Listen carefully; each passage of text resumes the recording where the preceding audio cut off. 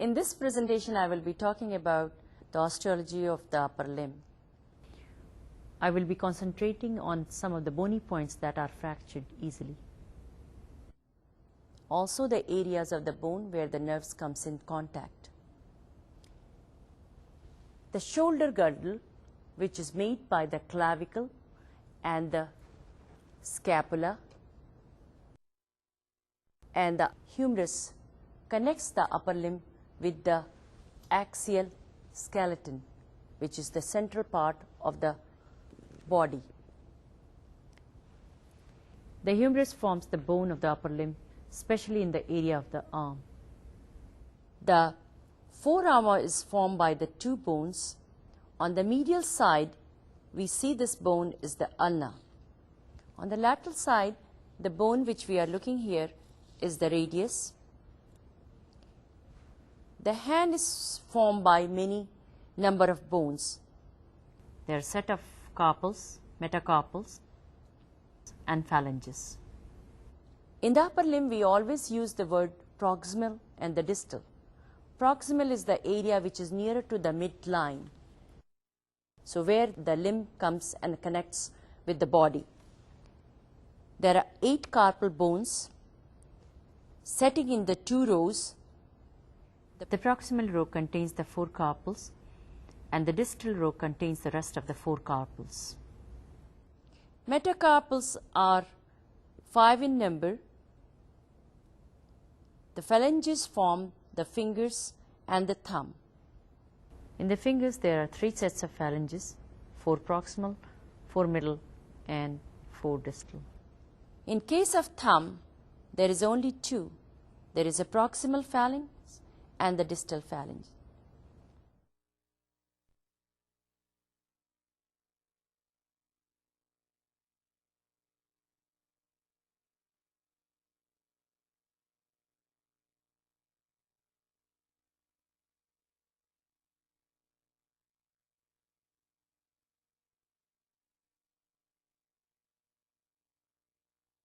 Scapula is a flat, triangular bone, and it lies on the posterior aspect of the chest wall, extending from the 2nd rib to the 7th rib.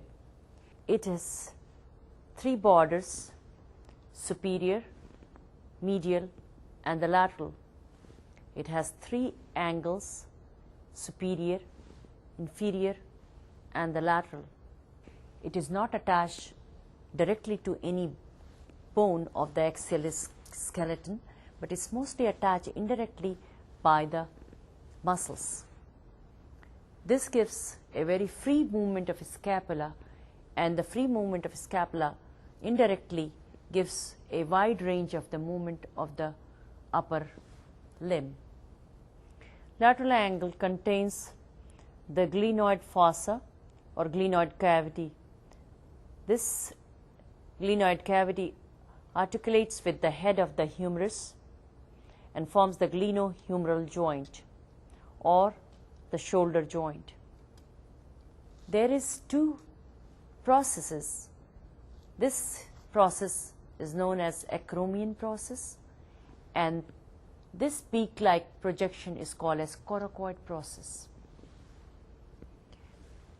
This area here is called as spine of the scapula, and which divides this posterior surface into 2 halves.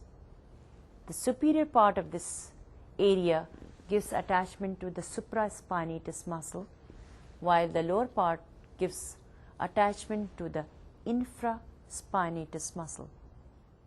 On this model, we are looking at the internal surface of the scapula. This is the superior angle, and my pointer is going over the superior edge or the superior border of the scapula.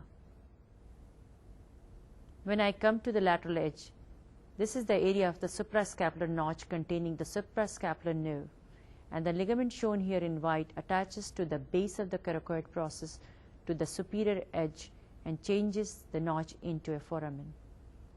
The nerve passes through here to come onto the external surface of the scapula to supply the supraspinatus muscle, which is this muscle, and passes into the inferior surface of the spine to supply the infraspinatus muscle.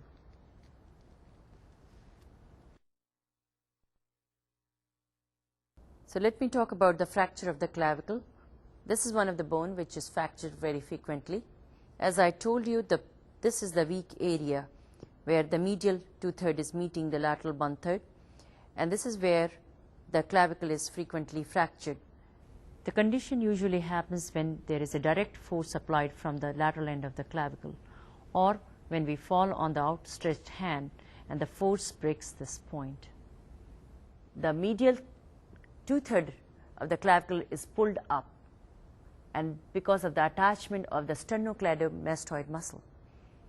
The lateral end of the clavicle is pulled down with the weight of the arm and the adductors of the arms. So what happens when you examine the patient, there is overriding of the two segments.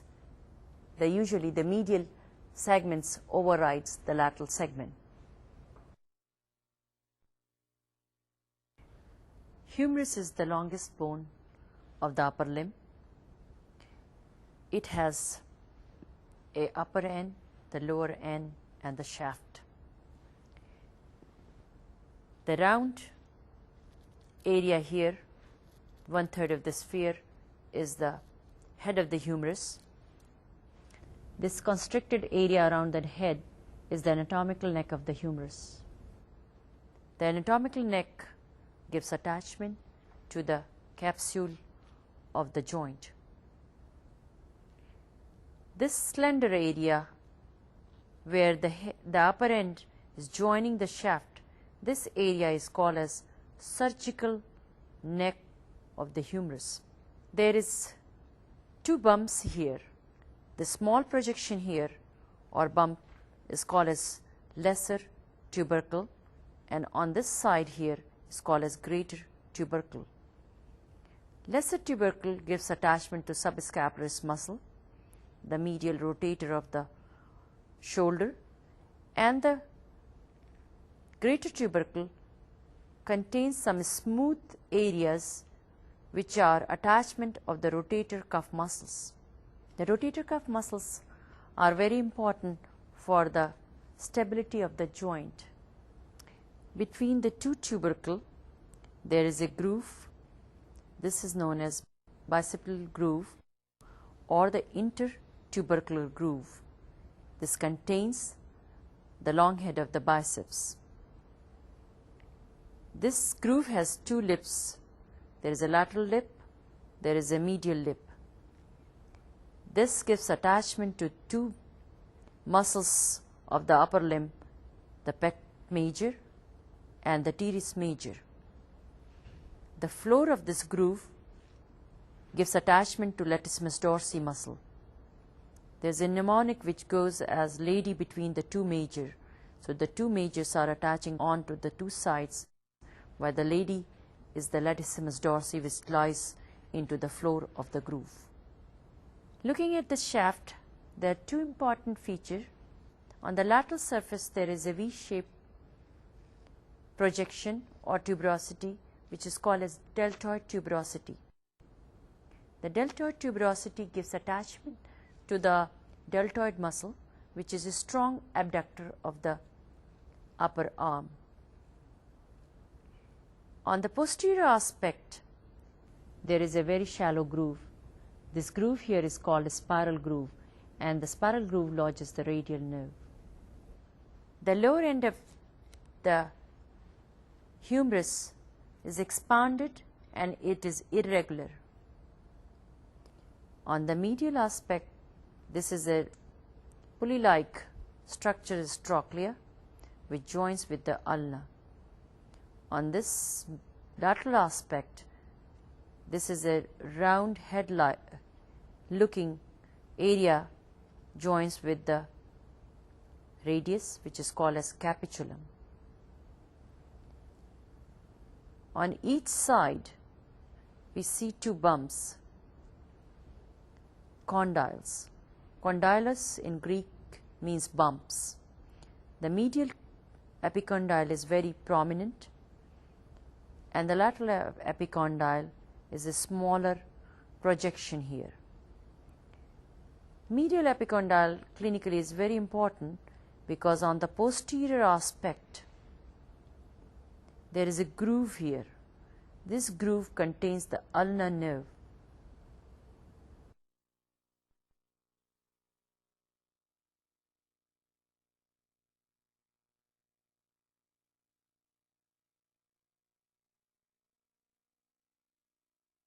Let me summarize some of the areas where the nerves come in contact with the humerus, and clinically a fracture of that area can entrap the nerve. Upper end around the surgical neck, we see the relationship of the humerus with the axillary nerve.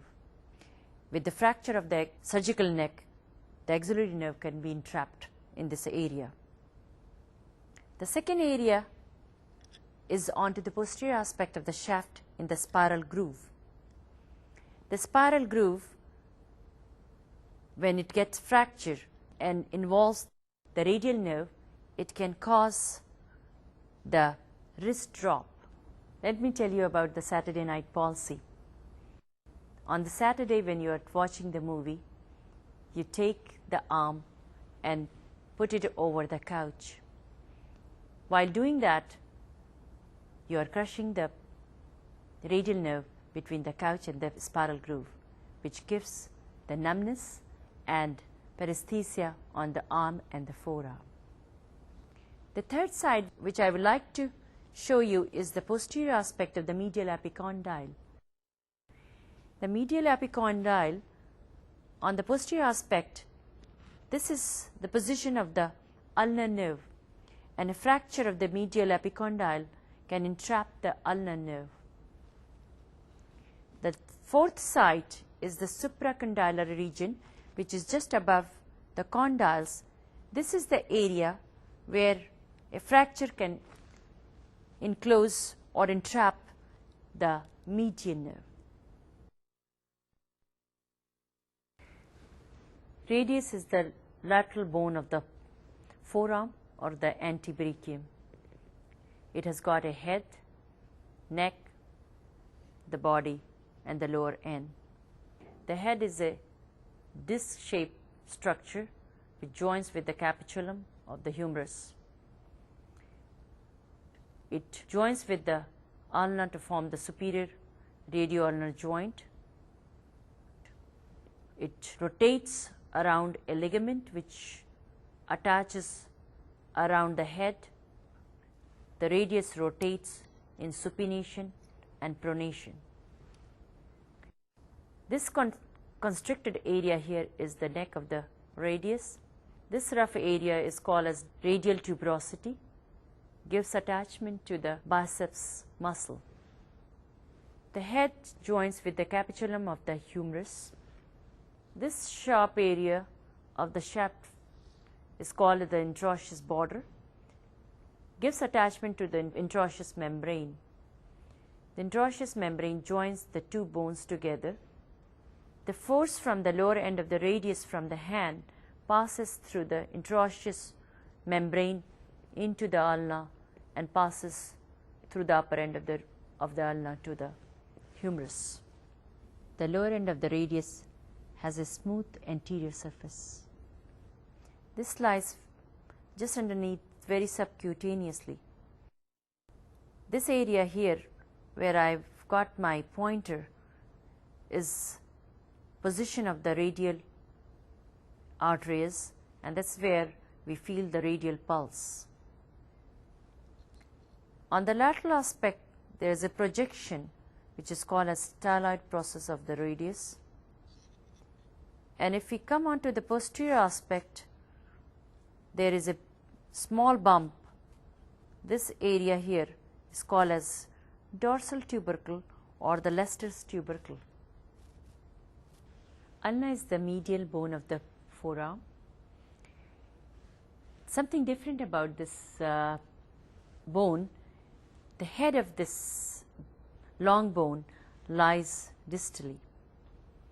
We have seen previously in the radius the head lies proximally, in the humerus the head lies again proximally. The upper end of the ulna contains three distinct features. This projection here is called as coronoid process. In the Greek, coronoid means crow-like. The projection on the posterior aspect is known as olecranon process. And the olecranon means, again it's a Greek word showing the point of the elbow.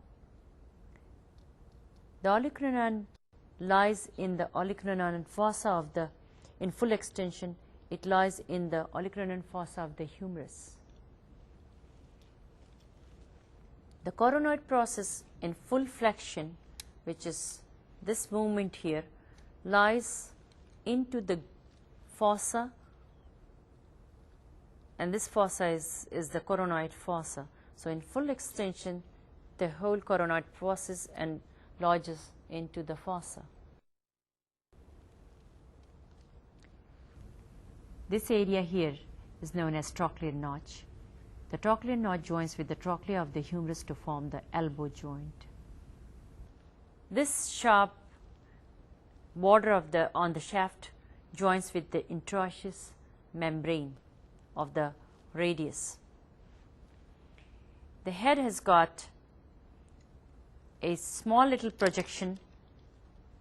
This is called as the styloid process of the ulna.